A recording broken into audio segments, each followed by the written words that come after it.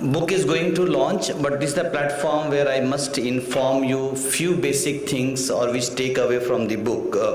So I pointed out 10 basic points which anyone, if you go through the book, you can find either as you can say the takeaway from the books or the 10 things which breaking some myth you can from the books you can analyze, you can find. And what are those 10 things? First, every one of in sex trafficking, every girl is vulnerable. So there is no one safe in this world. So perpetrators are all next door perpetrators, and you can find from the case study of my book, ranging from the poorest family to well-to-do family. From each family the girls can be trafficked. Modus operandi is different. The perpetrators are next door. By and large the people know them. That's the first point, and you can find there's a 80 case study which I did, which is annexed to the books, and each case study will give you the idea how the sex trafficking can take place, and no one can claim, any girls can claim that I am safe. They are vulnerable and we require some actions. Two, the second takeaway which you can find in my books, which very contentious issues of the agency, because there are many proponent of the sex work approach. They argue that the women are there with choice, they are doing prostitution voluntarily, they are carrying agency, and we do have to respect their agency. So their approach is sex work. I try to demonstrate by series of cases and countering some of the research work which were done by the earlier academicians. For instance, Prabha Kotiswaran has done excellent work on when she analyzed 50 cases from 2 brothel of India, 25 from Sonagachi and 25 from some other places. And from those cases only I try to create a similarity that what case she has pointed out in her book to justify sex work model or agency. I have shown the similar circumstances of the cases, that what she is saying as an agency or voluntary thing, there is nothing called voluntariness. It's all, I have given the word, it's eclipse of agency. The way we have a like sun eclipse, a moon eclipse, Suraj Garan, Chand Garan, the time when its eclipse are there, the real picture we cannot see. As soon as this eclipse is over, we can see the reality. So when those who found the agency in a women who are in the red light area in a brothel, they are finding them in an environment where it's eclipse. Let bring them out. Keep them free, give them liberty, give them alternative some things, and then you ask them, you can get the real agency. And so that's I try to demonstrate, because I did 80 case studies of those victims who trafficked some point of time, rescued, repatriated, returned in their home they are. Had I interviewed them in their, when they were in exploitative conditions, I could have got the complete different picture. As I interviewed them when she is completely free, in a free environment, I can get the clear picture. Was it really agency or it was exploitation? In my view, there is nothing called agency, there is nothing called choice. Choice, what people say, is absence of choice, because they have no right to choose. And then with the agency is basically eclipse of agency. That is the second point. Third point, the state responsibility should be forefront. Whatever we say, we are with the people of India, we have constituted the constitution we have made, but state cannot absolve from responsibility, because by and large there are many things which state supposed to do, they have not done. And accordingly, without state machinery, without state mechanism, without having an institutional system, we cannot combat trafficking. So state must be responsible, even in those circumstances when non-state actors do trafficking. There are state actors who play certain kinds of role, and they play sometimes directly, indirectly. I discussed many case studies from my cases, from interviews, what kinds of role the state functions has played in the trafficking processes. So we cannot absolve state from the state responsibility, and they have to take the responsibility. Fourth, effective prosecutions can only be possible if the victim is in the main stakeholder in the forefront in the entire proceedings. Otherwise, it's not possible. Sometimes we feel very happy that the Calcutta police has rescued some girls, prosecuted traffickers. The real picture we doesn't know. Why we doesn't know is that we don't know exactly under which section they have booked. Let me give you one small example.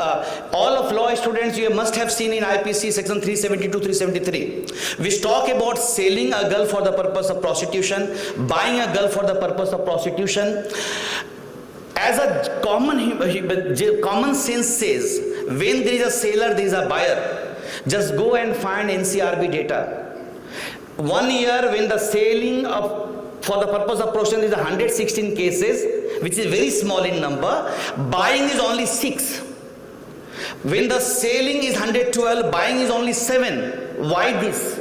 It's deliberately police do not prosecute the local mafia, local brothel owner, powerful people, because so sometimes we only for the show outsider we see there's a cases, but we don't see in reality they are not targeting the real people who are there. So what is required is that every agency when they work, victim will be the central focus point, and they are doing because the victims is there and victim justice need to be produced. So that's the fourth point. Fifth, in order to prevent trafficking, I have written a chapter on prevention of trafficking, and I say there is 2 things which require. What are those 2 things? One, we have to address the vulnerability.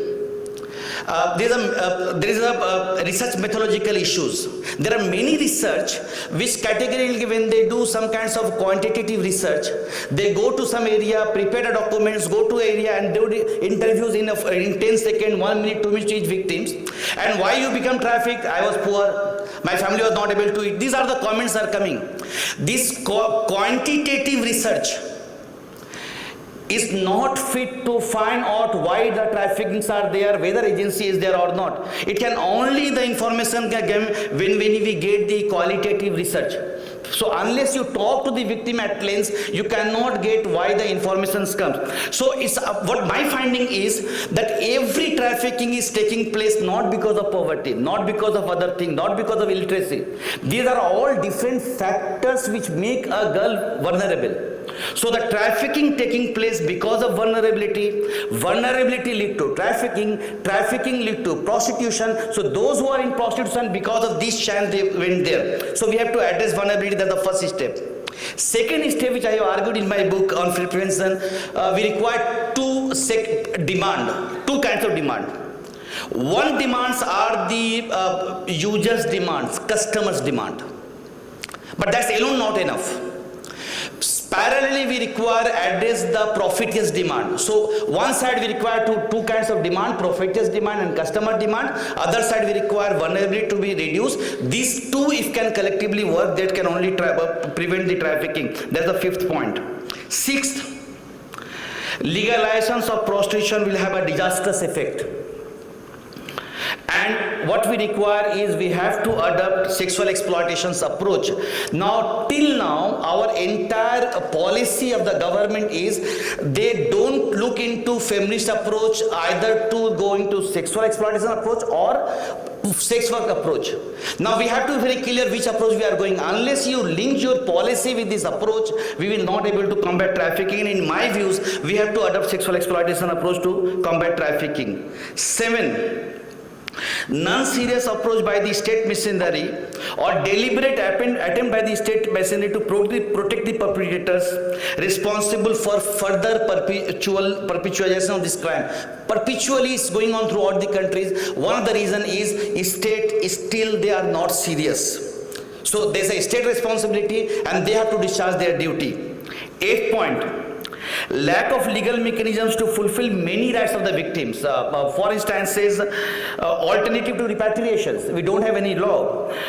We don't have any law in the respect of protection of victims from the prosecution. We have some Government of India notifications, but directly still there is a Foreigners Act and there is a prosecution. And I found even after Government of India notification, there are prosecution from the comes up where the victims are prosecuted by the state, and there are many cases you will find from the case studies how many cases are being prosecuted. 9.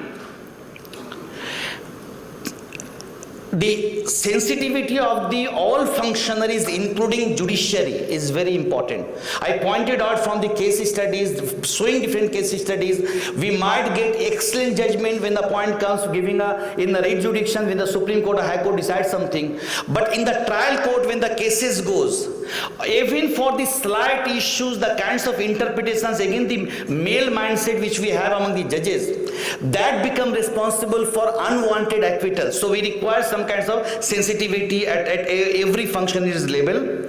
And my entire focus of the book is that all these services which are available for the victim, it need to be integrated. That's the 10th point. So I developed an integrated reparations model. If we can, the service which are available from one platform, if we can give it to the victims in an integrated manner, that manner only we can able to combat trafficking, otherwise not. So these are the 10 points takeaway which are there from my books. Hope you will read the books, you will see the cases, and the ma'am which has says about the case studies, you will find 80 similar cases, the manner in which each case is traffic, each case is really pathetic, the manner the victims are trafficked, I have the documents if someone want to do some further work. So if PR media want to make some documentary on an issue, or if other groups want to make some further study on some cases, I have the documents of each and every all 80 cases with me, including interviews. In the book I have didn't reveal anything, it's all by code number I says, but I contain all these documents where anyone can do more further work on these issues. So with these few words, I hope readers will definitely, it's an improvement on some literatures, and I'll welcome any kinds of comments, suggestions, if you wish to give on my books, including criticisms, etc. Because the way I have taken a stand on the sexual exploitation approach, and there are many academicians who argue for sex work approach. So definitely from that point of view, it's unacceptable things. The way I am saying sex work approach is unacceptable. So, but every views, any kinds of suggestions are always welcome. With these few words, I thanks everyone, all the participants to be here, to be part of, and all the students to be here to be part of these inauguration functions of my book. Thank you. Book will be released now.